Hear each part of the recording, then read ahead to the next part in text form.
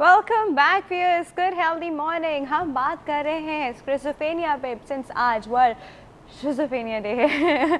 Alright doctor साहब, आप हमें बता रहे थे कि इस तरह की मेडिसिन पेशेंट को दिए जाते हैं ताकि उसके हार्मोन लेवल या वो केमिकल इम्बैलेंस जो है उसके अंदर बायोकेमिकल इम्बैलेंस जो हुआ हुआ है उसकी वजह से, और ये बायोकेमिकल इम्बैलेंस की जेनेटिक प्रीडिस्पोजिशन होती ही है। स्पॉन्टेनियसली नहीं शुरू हो सकता, बैठे बिठाए खानदान घर में किसी को नहीं था? नहीं, ऐसे होता है। होता ये है कि असल में एग्जैक्ट वजह किसी को भी नहीं पता।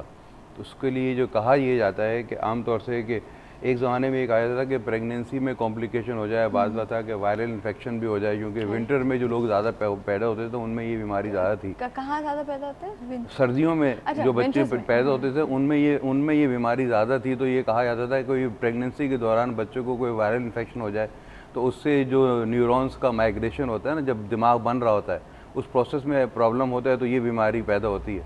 तो सवाल ये था कि ये बीमारी उसी वक्त क्यों नहीं पैदा हो जाती। तो जब आप एडल्ट होते हैं ना तो कुछ आपके कनेक्शन मेच्योर करते हैं, तो जब वो मेच्योर कर रहे होते हैं उस ज़माने में ये बीमारी पैदा होने के इम्कानात बढ़ जाते हैं। तो ये इसलिए इस बीमारी को कहा यह जाता है कि ये बीमारी का फैमिली और जेनेटिक इन्फ्लुएंस बहुत ज़्यादा है। लेकिन ये पक्की बात है कि ये बीमारी जब भी किसी को होती है तो उसकी जो स्टार्टिंग पॉइंट है जहाँ होती है या वो प्रेगनेंसी है या वो जेनेटिक्स है।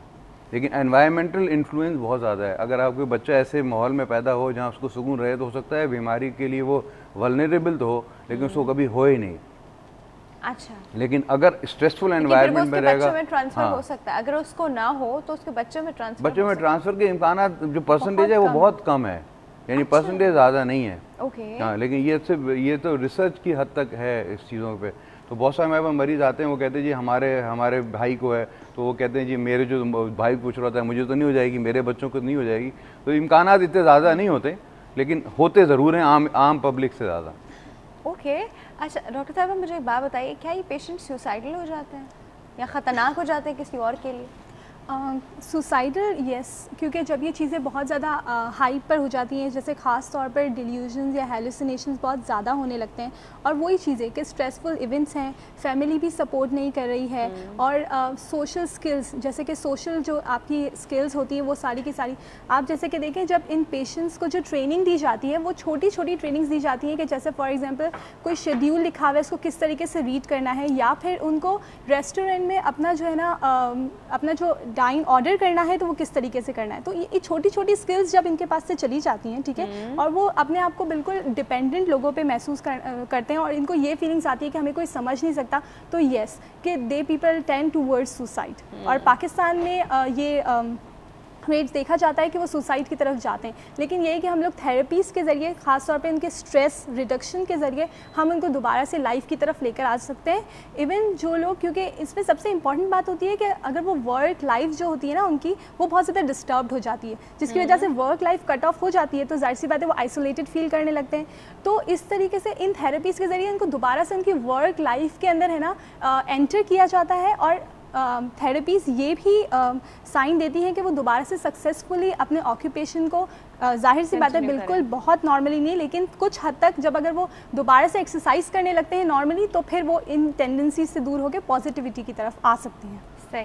अच्छा डॉक्टर साहब, ये बताइए कि कोई मेंटल रिटार्डेशन भी हो जाती है क्या इस चीज़ में? नहीं, असल में बीमारी मेंटल रिटार्डेशन नहीं होती, लेकिन आप बात ऐसे कर रहे हैं 5 साल का बच्चा, इस बीमारी में नहीं होता ये वो एक अलग बीमारी है जो बचपन से लोग, हाँ, लेकिन वो बिल्कुल डिफरेंट है। वही तो मैं कह रहा हूँ कि मेंटली रिटार्डेड को भी स्किज़ोफ्रेनिया हो सकता है और नहीं भी हो, लेकिन स्किज़ोफ्रेनिया बीमारी बिल्कुल डिफरेंट है। उसमें मेंटल डिटोरेशन नहीं होता, बल्कि होता ये है कि जब मरीज़ को दिमाग सही काम नहीं कर रहा होता है तो वो नज़र ऐसा आ रहा होता है कि इसको कुछ आता नहीं है, लेकिन जब वो रिकवर करे आता है तो उसकी मेमोरी और फंक्शनिंग और IQ दोबारा वैसे ही हो जाता है जैसे पहले था। माय पॉइंट वाज कि जो मैंने एक केस देखा हुआ है वो खैर पूरा फैमिली को ही अप्रॉक्सीमेटली है।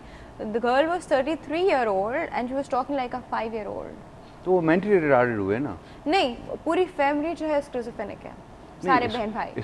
तो फिर उसका मतलब ये है कि बीमारी इतनी शदीद है कि उसके लिए फंक्शनिंग नहीं होती। एक होता है जैसे इन लोगों का ये होता है रिग्रेशन टू चाइल्डहुड, बाद दफ़ा लोग रिग्रेट कर जाते हैं, वो स्किज़ोफ्रेनिया होना ज़रूरी नहीं है। ये स्किज़ोफ्रेनिया में भी ये सिम्टम हो सकता है लेकिन ये एक आम इंसान में भी हो सकता है कि स्ट्रेस में या बहुत ही ऐसे मुश्किल हालात से वो गुजरे कि वो रिग्रेस होकर अपने आप को बच्चों की तरह बिहेव करने लगे।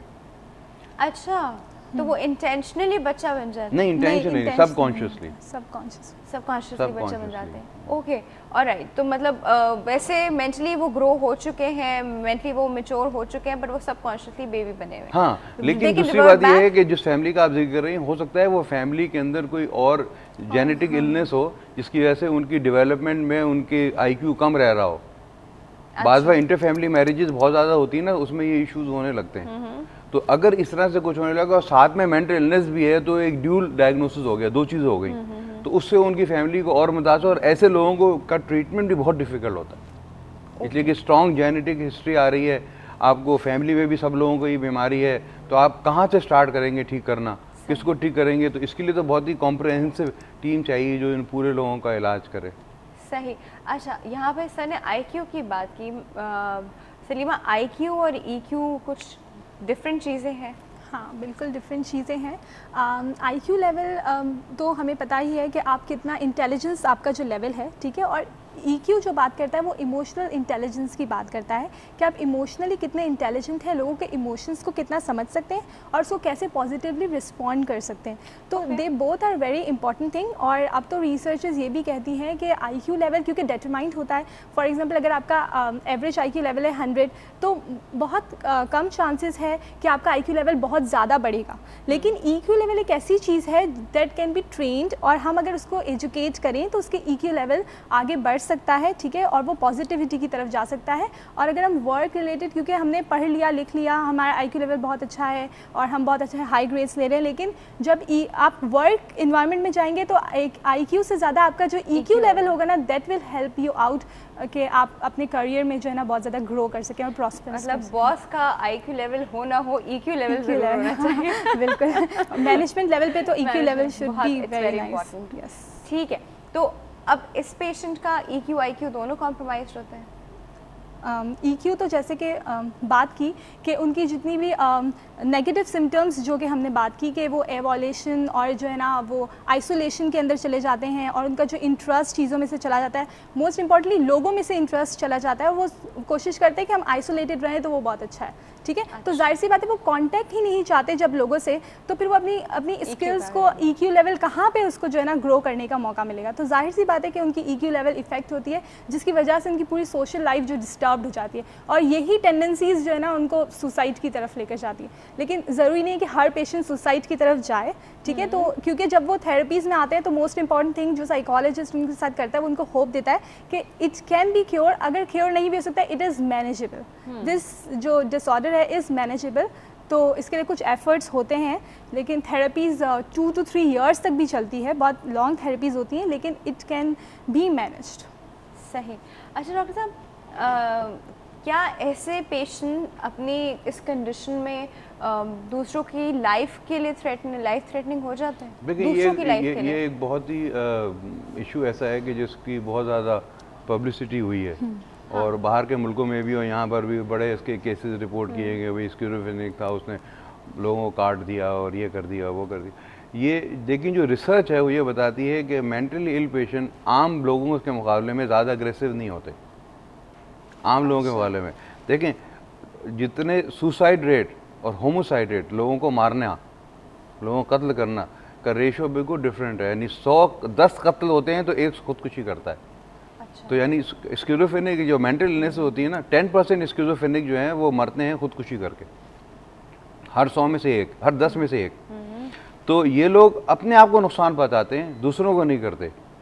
ये बहुत ही रेयर होता है। आमतौर से जो लोग ऐसे लोग होते हैं वो पर्सनैलिटी डिसऑर्डर के होते हैं, साइकोपैथिक पर्सनैलिटी होती है, they are not schizophrenic. Mentally sick patient लोगों के लिए नुकसान देने होता है, अपने लिए होता है। अच्छा। अगर आप उसको छेड़ेंगे, उसको आप पत्थर मारेंगे, उसको आवाज़ देंगे, तो जाहिर है वो भी उठ के पत्थर मारेगा या चीखेगा। लेकिन अगर आप उसको कुछ नहीं करेंगे तो वो किसी को कुछ नहीं करेगा, वो अपनी दुनिया में। बहुत ही रेयर होता है कि कोई मरीज जो है वो अग्रेसिव किसी की तरफ बगैर किसी वजह के हो जाए।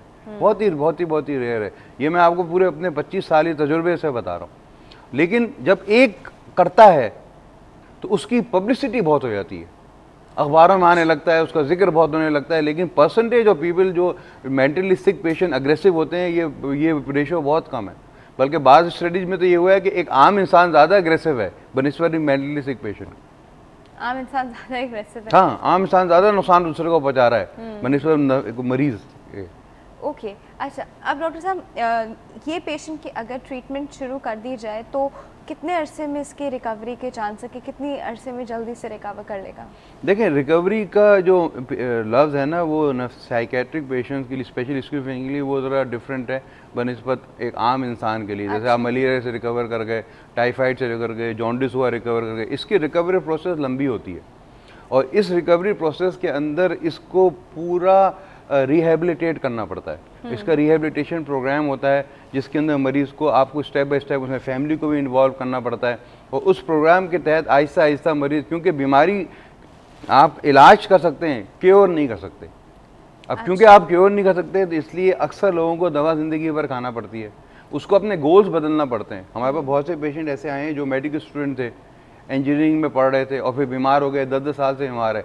अब वो डॉक्टर तो नहीं बन सकते, इंजीनियर भी बन सकते, स्ट्रेसफुल काम नहीं कर सकते, तो उनको अपने गोल्स को बदलना पड़ता है, फैमिली को भी समझाना पड़ता है, उनको उस कामों में लगाना पड़ता है जो कम स्ट्रेसफुल हों।